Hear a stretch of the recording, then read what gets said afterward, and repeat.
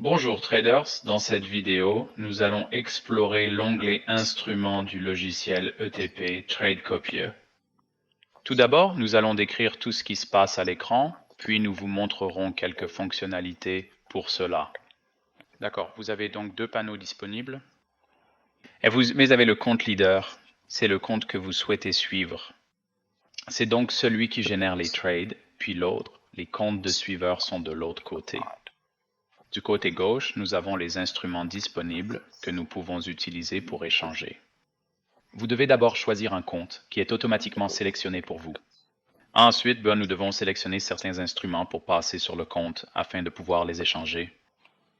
Les instruments peuvent être filtrés par type comme les actions, contrats à terme, indices, options, etc. Je n'ai que des fonctionnalités pour le moment, donc il n'y a pas vraiment beaucoup de sens dans mon filtrage. Mais vous pouvez également filtrer par nom, donc si vous voulez que le nom contienne N, il les filtre automatiquement. Nous pouvons toujours définir les instruments préférés que nous utilisons.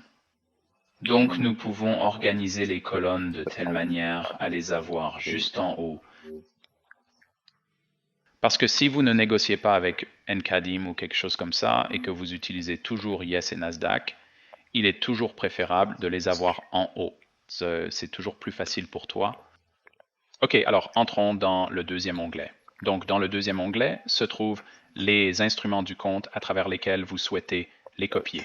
Donc par exemple, dans ce compte, nous voulons copier les ES et le Nasdaq. Nous les sélectionnons donc ici du côté gauche et cliquons sur cette flèche pour les déplacer vers le côté droit.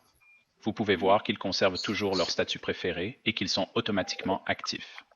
Donc maintenant qu'ils sont actifs et qu'ils sont du côté droit, cela signifie que ce compte ne doublera que les transactions provenant de ES ou du Nasdaq. Si vous voulez duplicer les transactions à partir de l'IGM à l'intérieur de ce compte, vous pouvez toujours sélectionner l'IGM et déplacer cela. Ou si vous voulez arrêter de négocier cet instrument, vous pouvez soit le désactiver, soit le déplacer vers le côté gauche et cela le désactivera automatiquement car il le retire de la liste à l'intérieur de ce menu déroulant compte.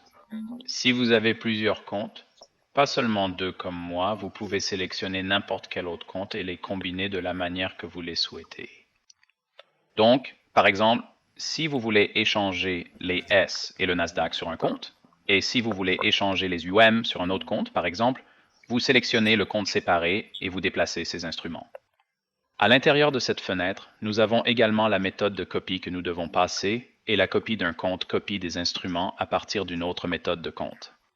Ces méthodes vous seront présentées dans des vidéos séparées, ainsi que comment activer et désactiver le trading à partir de la copieur de commerce ETP.